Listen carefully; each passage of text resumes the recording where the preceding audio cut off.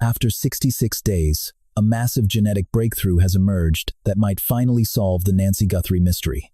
Even so, federal agents are currently unable to move forward. What is the holdup? And is it possible the trail leads back to Sheriff Nanos? There is a certain expert we need to listen to very closely. An investigator who has closed over 300 files just shared something on the record that points to the captors of Nancy Guthrie. Before discussing this major revelation, we should look at what the original evidence showed and why this new development is so significant. The initial search hit a wall almost immediately. Those gloves found 2 miles from the residence looked identical to the ones the suspect wore. That genetic data was uploaded into CODIS, the federal database containing 22 million entries, but it failed to produce a single hit. When the lab compared the glove findings to the material gathered inside the house, the 2 samples did not originate from the same person.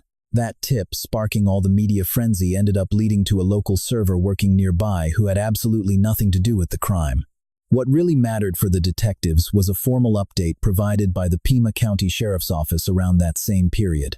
According to official statements, investigators retrieved genetic evidence from the scene belonging to someone besides the victim or her inner circle. While searching for an identity, authorities kept the exact location of this discovery strictly confidential.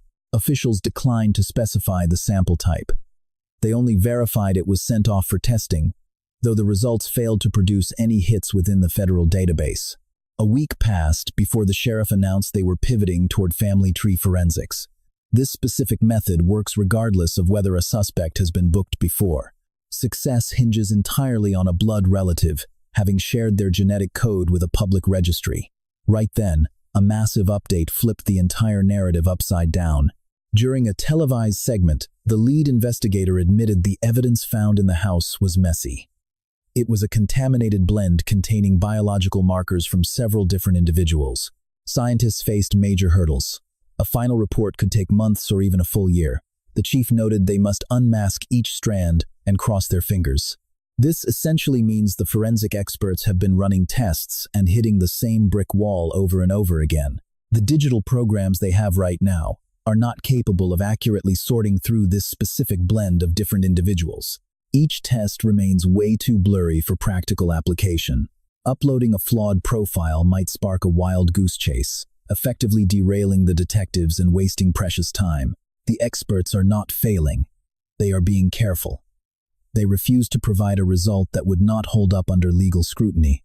Until scientists can reach that level of clarity, the evidence just sits there, not because the lab is busy, but because the right technology has not been invented yet.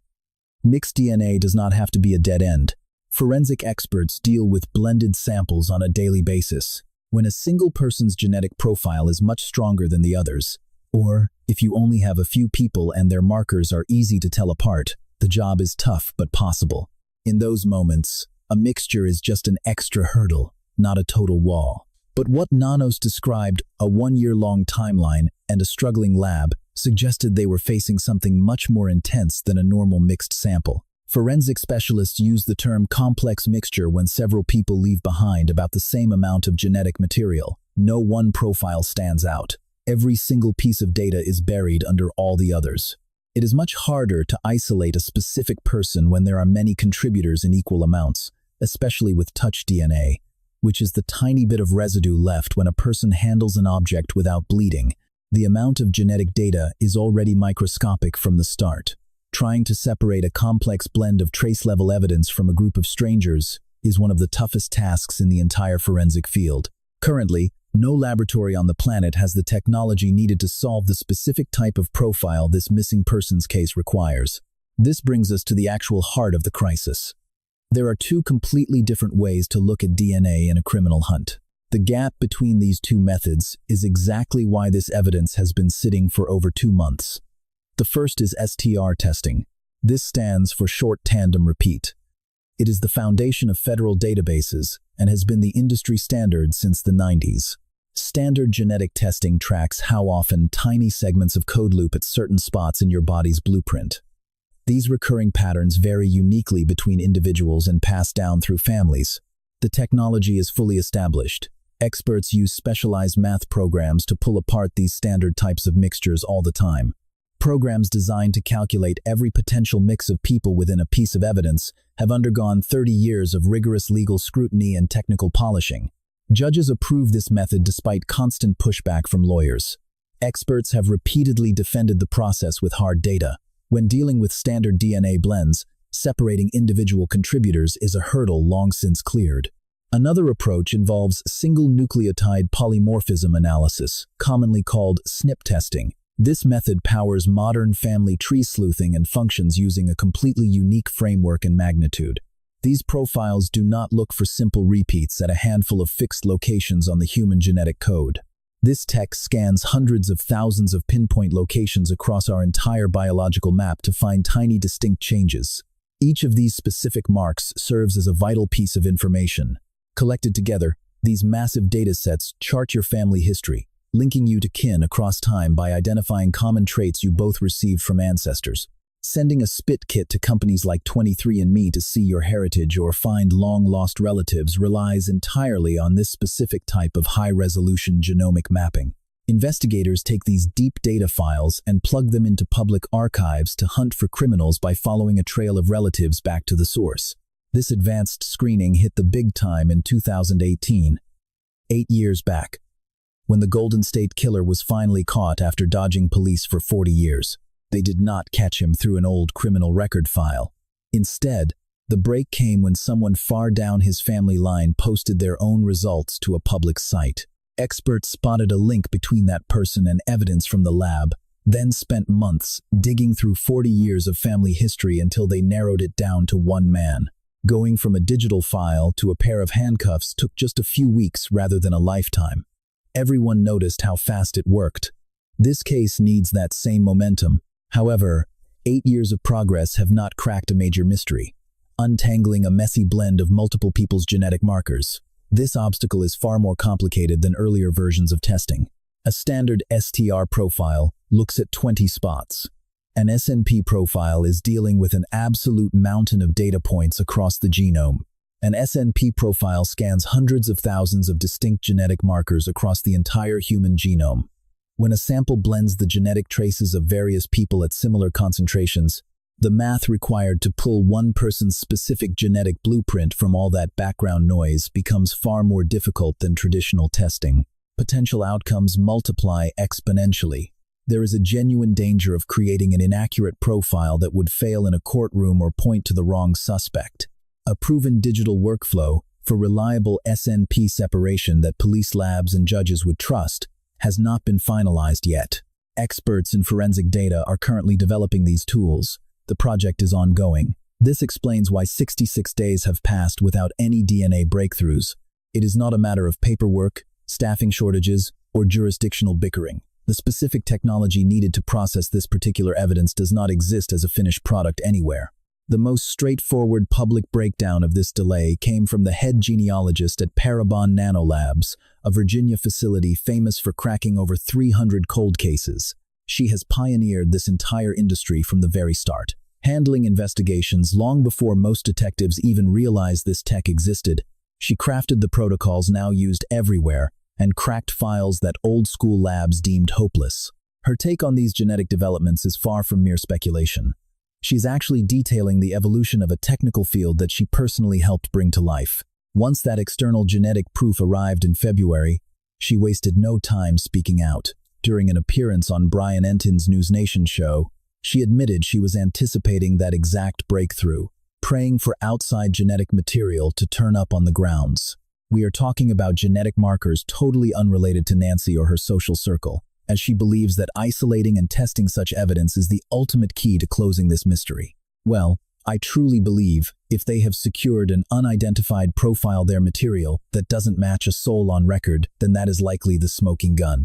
She is definitely not pulling any punches here. This bold claim comes from a pro who has seen this tech pinpoint suspects that stayed hidden for 10, 20, or even 40 years despite every other investigative effort. She was being realistic, not theatrical. During a follow-up television appearance, she detailed exactly what she assumed the authorities were already attempting. They are hitting it from both sides, running CODIS checks alongside family tree tracing at once, rather than trying them one at a time.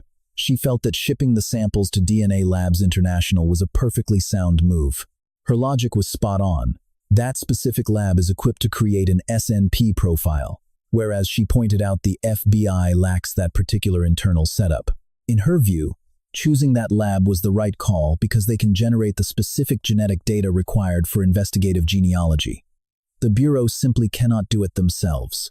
They are forced to outsource that work every single time. Any law enforcement group in the nation looking into genealogical leads has to ship their evidence to an outside boutique lab. The FBI is no exception, bypassing the middleman by sending evidence to a lab that handles STR and SNP tests at once was, in her view, a smart way to cut out delays when every second is a resource we simply cannot lose. Additionally, she shared a concrete hunch regarding the origin of the biological evidence found at the main site. While talking to People magazine, she suggested the trace might actually be spit. She pointed to video from the door. The person of interest appeared to be holding a flashlight between his teeth. She noted that leaning toward the lens could easily result in saliva being dropped or moved from his mouth to his hands and then onto the furniture.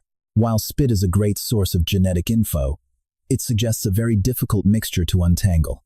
His saliva might be buried under dust, germs, and Nancy's own biological traces from the surfaces she touched every day for years.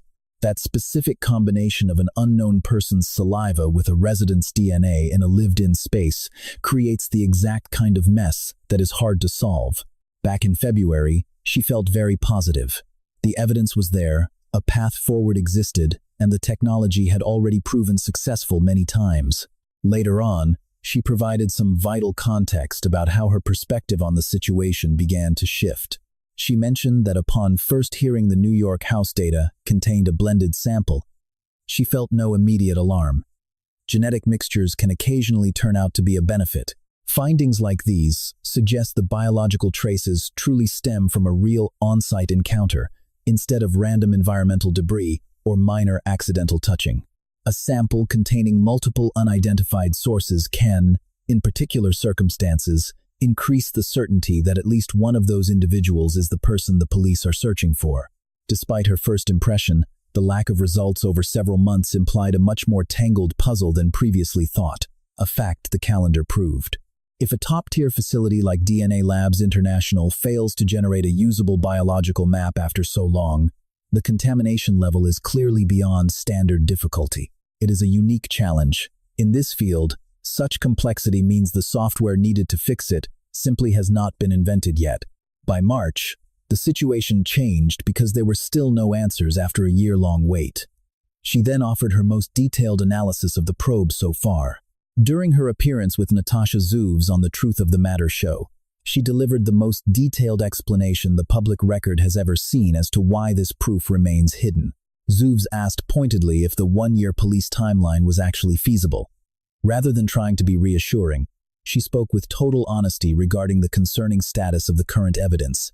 According to her, a 12-month wait for lab results suggests that the current biodata programs and analytical systems available to researchers are failing to untangle this complex biological blend.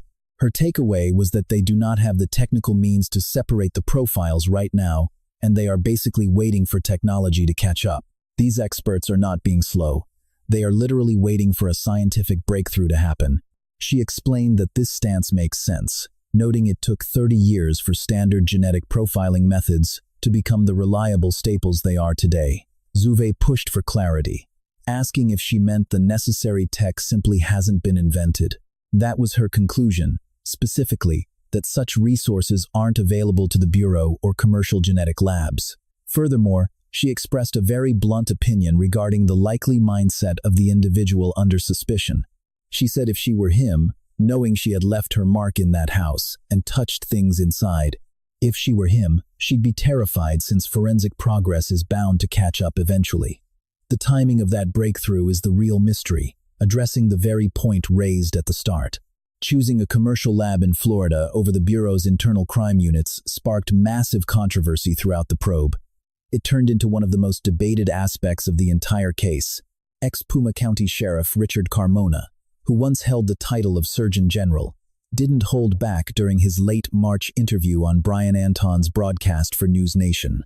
He claimed Nanos unsealed the site himself, a move strictly reserved for lead investigators and only following the thorough cataloging and collection of every clue.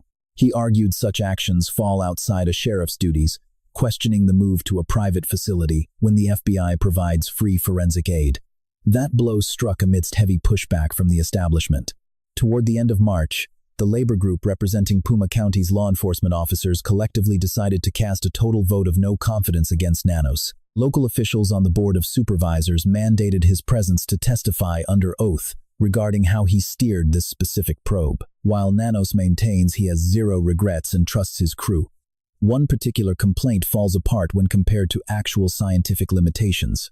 Internal FBI labs currently lack the tools for SNP profiling, a reality of the industry's growth rather than a failing of the Bureau itself. Any department nationwide seeking to utilize investigative genetic genealogy must send that evidence to a specialized external laboratory. This applies to every department, including the Bureau. Funneling this data through the feds before it reaches an outside lab adds another step, rather than streamlining it. Moving the evidence straight to DNA Labs International, which handles both STR and SNP testing at once, was deemed the most efficient path by forensic experts. Policy choices cannot alter the core biology involved. No facility on Earth, state-run or commercial, possesses the tools needed to untangle messy genetic blends. Decisions made back in February didn't change the fact that this tech doesn't exist yet. The results would be identical even if the FBI held the sample. Federal agents aren't held back by legal boundaries, but rather by the limits of an 8-year-old discipline and a specific technical hurdle that remains completely unsolved. Another major hurdle exists behind the mixing issue that receives significantly less public interest, yet it is vital for seeing what must happen once the technology finally catches up. Imagine that sorting issue disappears overnight. A clear, usable genetic map gets pulled from the sample and passed over to a professional forensic tracking expert. Detectives are still missing an identity. They only have a lead, and the speed of the results hinges entirely on which individuals are listed in authorized police databases. Solving crimes with DNA involves submitting an offender's code to find family members. The program hunts for matches who have genetic ties to the mystery person. It looks for genomic stretches that prove a familial link, which could mean anything from a second cousin to someone sharing an ancestor from generations ago. From those ties, experts reconstruct a family tree backwards, digging through death records, census files, marriage logs, and old obituaries to find connections. They trim the tree based on age or location until the lines meet at a likely candidate, exactly how they caught the Golden State Killer. Police put crime scene evidence into GED match and found a hit, not a parent or sibling, but a distant relative sharing a tiny, meaningful amount of DNA. Experts then worked back through the family history to find common roots before tracing every descendant downward until they narrowed the list of suspects. Traditional detective work then winnowed that list down until a single individual remained. D'Angelo wasn't in any criminal database, but he was caught because a law-abiding relative shared their genetic data on a site where police could look.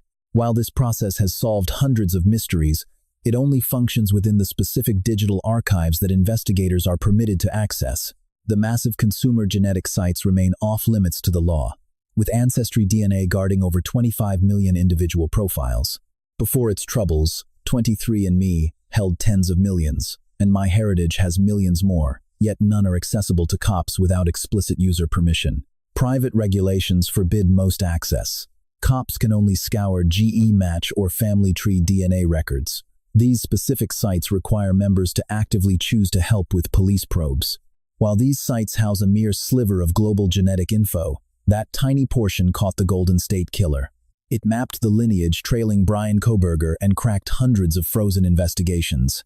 The main factor in how fast a match appears once a profile is ready is the individual's heritage, which is a massive distinction in this field.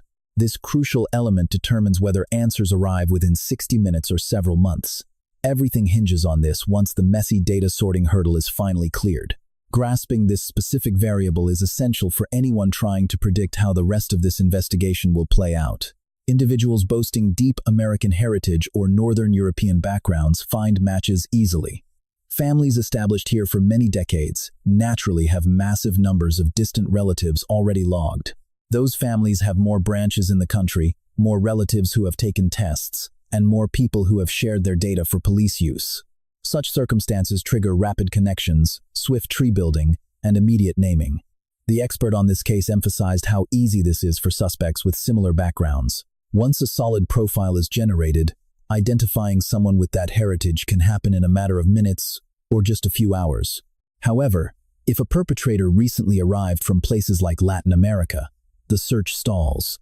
Since those records are incredibly sparse, the hunt drags on for many weeks or even longer. That same specialist has tackled those difficult files before. The technology eventually succeeds, though it demands extra effort and significant endurance before a helpful relative finally pops up. Nobody has officially verified the actual heritage of this specific individual yet. Nevertheless, there is a very obvious action that any observer can take right now. Anyone who used Ancestry, 23andMe, or MyHeritage, but hasn't moved their data to GEDmatch or Family Tree DNA is holding back a potential lead. Some far-off relation sharing their profile today might expose the person who kidnapped Nancy Guthrie. That breakthrough won't happen if the data stays locked in inaccessible vaults. The forensic professional offered a pointed tip to the detectives. Scrub the house again. Just because the first sweep failed doesn't mean there is zero usable material left behind. A naturally shed hair without a root might have been ignored during the high-pressure search on day one. Even strands of hair without roots can sometimes provide a functional DNA map. The spots they checked during the initial search might differ from the high-priority zones today. Given the current knowledge regarding the suspect's path through that residence, the most effective strategy doesn't involve the Florida lab. A better solution bypasses the sorting problem altogether. The expert stressed this point heavily, noting there is a very high probability of a second or even a third crime scene. The logic behind the crime scene is nearly impossible to refute. Nancy was snatched. Former federal agent Maureen O'Connell scrutinized the bloodstains on the porch and provided a clear technical breakdown. The splatter marks, the lack of a foot-shaped gap in the mess, and the sheer physics of how the blood landed. Her conclusion was that Nancy was lifted and hauled away, her head hanging back during the move, which caused the blood to fall exactly where it did, because she was no longer upright. If that theory holds water, a vehicle played a part in this abduction. That car is essentially a rolling crime scene. No matter where Nancy was taken after leaving her home, be it a building, a plot of land, or some hidden room, that spot is also a crime scene. In every one of those places, two people were there, and both left traces. The genealogy expert put it bluntly, humans shed DNA constantly. She noted that Nancy would have left evidence in every location, and her captor would have done the same. On every knob he gripped after his gloves were off, in every spot where his skin particles landed because he had no mask, in every place he stood after leaving a door he knew was being filmed. A single clean sample from a second location flips the entire script. A pure genetic profile from one person does not need complex sorting. It does not require technology that has not been built yet. It can be processed and put into the tracking databases immediately. There is no messy mixing issue to solve. There is no 12-month wait. There is a profile and a system ready to go the second it arrives. She told the news crews, if the cops can get a solid profile from the kidnapper, anywhere, genetic tracking will find him. She believes a breakthrough of that kind is coming eventually. Brian Kohberger is the best example of this. His capture did not come from perfect DNA at the main house. It came from a single leather knife cover found at one of the scenes. Just one person's clear genetic mark on a single item. The second that a viable profile from that cover was put into the system, things moved fast. The speed shocked everyone who had been watching the case stall for weeks. One clean sample, one upload, a family tree, and then a name. The Kohberger case also showed us the next vital step, the confirmation process that follows a lead. After the experts found Kohberger through his family tree, they grabbed a piece of his trash to get his DNA without using the genealogy system. That independent sample was then matched against the evidence from the scene. When those two matched, they had the family lead and the direct proof. That is the blueprint. A name from the tree, a fresh sample from the suspect, and then an arrest. It is not an instant process. But once that identity is found, the clock on the arrest moves in days or weeks, not years. That is the reality waiting on the other side of the sorting problem. The same setup is ready right here. It has been waiting since the very start of the case. All it needs is the right piece of evidence. The expert has not given up on the Florida laboratory. She described the current state of science with the precision of someone who lives in that world. What she described is far from a dead end. It is a frontier that people are actively pushing through. She said the technology has jumped forward lately. Researchers in both schools and crime labs are working hard on pulling clean profiles from messy, multi-person samples. Scientists who know what a win means for these cases are working with a sense of urgency that did not exist 2 years ago. This scientific gap has a name now. It has focus. It has people assigned to it who know that solving this will unlock hundreds of cases, not just this one. She compared it to how previous DNA tools were built. Those sorting programs did not just appear overnight. They were created through 30 years of testing, court fights, and thousands of real-world results. Specialized software tools were built, tested, scrutinized, and improved over 30 years before becoming the gold standard in every significant forensics lab. Deconvolution is now on that same path, though compressed and moving faster through international teamwork, more processing power, and high-stakes cases driving a desperation. STR technology never saw this early. She suggested it is reasonable to think the science will evolve within the coming months. No firm timeline, no promised success. Just the seasoned perspective of an expert who has seen intense pressure spark real innovation. And the heat on this specific issue is higher than it has ever been. Famous cases always push science forward in ways that seem obvious only after the fact. The Golden State Killer investigation fast-tracked the use of investigative genetic genealogy across law enforcement in a way that decades of academic promotion failed to achieve. The Idaho student murders proved it works for active hunts rather than just old cold cases. This specific case, with its public technical hurdles and massive media coverage, could potentially push SNP deconvolution tools forward in ways that help every investigation facing the same brick wall. Scientists working on similar problems can feel the weight of this case. The academic bioinformatics researchers focusing on mixture analysis feel it too. That kind of heat historically yields breakthroughs. Here's the process once the science catches up. A usable, high-quality SNP profile pulled from that Florida mixture, recovered at a different scene, or generated from a targeted reswab, reaches the forensic genealogist.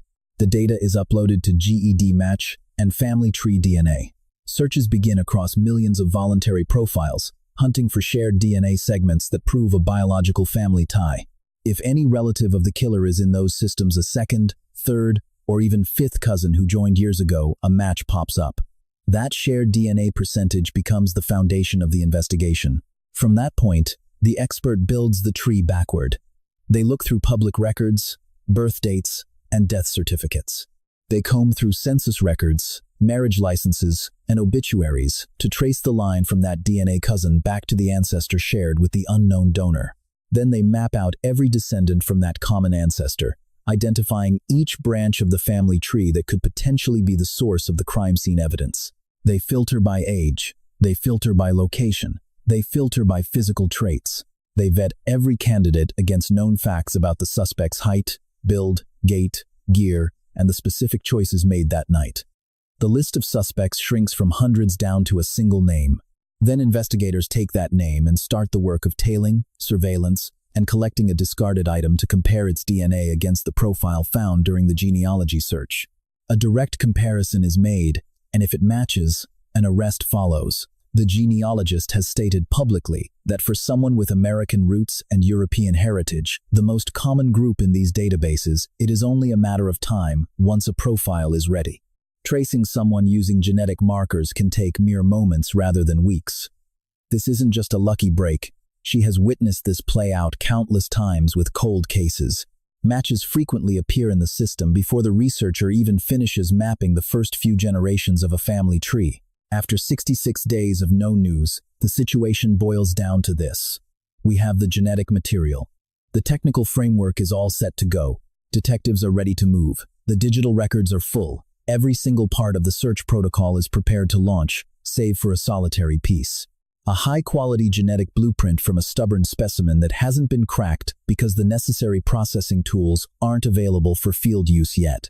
A forensic specialist who has cracked over 300 mysteries using this method stated clearly that once that final component is secured, the naming process happens very quickly. If the individual responsible has deep ties to this region and family in the system, The truth won't stay buried for long once they can finally run the search. Genetic evidence isn't the only trail being followed in this hunt. During a March interview, Nanos told reporters that detectives are looking into a network outage or power glitch that hit right when they think Nancy was taken. He mentioned that upon reviewing the chronological data, they discovered a specific gap where all electronic systems went dark. He affirmed that this is a major focus right now. If that blackout was a deliberate act, the implications for the case are massive. This person arrived at the house, already knowing about the security tech and planning to shut it down before entering. That doesn't look like someone acting on a whim. This was a calculated move. Law enforcement also believes this was a specific hit. They think they understand why the victim was singled out. He kept the details private, refusing to provide any certainties or specifics. However, knowing this was an intentional choice, rather than a random act of violence, shrinks the search from the general public down to a person with a clear objective, a person who possessed information about her or what taking her could achieve. Reasons create paths, and those paths combined with a genetic hit will eventually corner the suspect. Those ransom demands sent to various media outlets asking for cryptocurrency haven't been validated as authentic by the authorities. Savannah mentioned in an interview 2 months ago that while several messages were hoaxes, she and her family felt 2 were genuine and engaged with them. That discrepancy remains unsettled in the public eye. Meanwhile, investigators are still piecing together a virtual timeline of the entire night. Video feeds and mobile pings that could map out travel during those early morning hours provide a series of electronic breadcrumbs that someone tried to delete but failed. This digital footprint doesn't provide a specific identity by itself, but it filters out people, shrinks the search area, and confirms someone was in a specific spot. This type of proof, when merged with a genetic identification, turns a list of leads into a definitive answer. On the 6th of April, 65 days later, the news anchor came back to her job for the first time following her mother's disappearance. She dressed in yellow. Her colleague wore a matching tie. Supporters outside the studio held up yellow ribbons and signs that said, "Decide and do." It is a motto she has spoken about before, something her mom told her when her dad passed away. Figure out your plan and then stick to it. The host was visibly moved while expressing her gratitude to the crowd. She hasn't given up hope yet. The family's $1 million prize is still on the table. The federal reward of $100,000 is also open. Local police have made it clear that this search will stay active until she is found, or every option is exhausted. Before we wrap up, do you think the big break comes from that lab in Florida, a different location, or a new sweep of the house? Leave a message below because this group has figured things out in the past. The discussion in the feed is definitely worth your time. If this deep dive gave you fresh perspective, please hit like and share. It helps the algorithm push this out when the next update arrives. Behind every high-profile case, beyond the headlines and the speculation, there is a deeper lesson about truth, patience, and the value of human dignity. The story above is not only about DNA, technology, and an unsolved disappearance. It is also about how justice often moves slower than pain, and how the people left behind are forced to live in that painful gap. One of the strongest lessons here is that real justice is rarely instant. We live in a world that expects immediate answers. We want a suspect named overnight, an arrest by morning, and closure by the end of the week. But this case reminds us that truth does not always arrive on our schedule. Sometimes the evidence exists, the investigators are trying, and the family is waiting, yet the final answer is still out of reach. That does not always mean failure. Sometimes it means the people involved are being careful enough to protect the truth from error. In a world full of rush and noise, that kind of discipline matters. This story also teaches us the importance of humility before science. We often imagine technology as all-powerful, as if every crime can be solved the moment a lab receives a sample. But this case exposes a harder reality. Even advanced science has limits. That is not weakness, that is honesty. And honesty is one of the foundations of justice. It is better to admit that the tools are not yet good enough than to force a false answer that could ruin innocent lives. That lesson reaches far beyond criminal investigations. In life, integrity means admitting what we know, what we do not know, and what still requires time. Another deeply meaningful lesson is about persistence. The investigation has not ended simply because the path is difficult. The experts continue working. The detectives continue searching. The family continues hoping. That persistence is powerful. It reminds us that darkness does not win just because it lasts a long time. Some truths take months, some take years, but the refusal to stop looking is itself an act of courage. Hope is not passive. Hope is work. Hope is returning to the studio, speaking to the public, offering reward money, reviewing evidence again, and refusing to let a loved one become just another forgotten name. There is also a moral lesson here about community responsibility. Cases like this are not carried by one person alone. Families, investigators, scientists, journalists, and ordinary citizens all become part of the search. Even the smallest action sharing information, preserving evidence, contributing DNA to accessible databases, or simply keeping public attention alive can matter. Justice is often built from many small acts of responsibility, not one dramatic moment. Above all, this story reminds us to protect our humanity. Behind every forensic report is a mother, a daughter, a family, a home, and a life that mattered. We should never become so fascinated by mystery that we forget the human suffering at its center. The purpose of truth is not entertainment. It is restoration. It is accountability. It is love refusing to surrender. And that may be the greatest lesson of all. Even when answers are delayed, love keeps searching, truth keeps pressing forward, and justice, however slow, still deserves to be pursued with everything we have.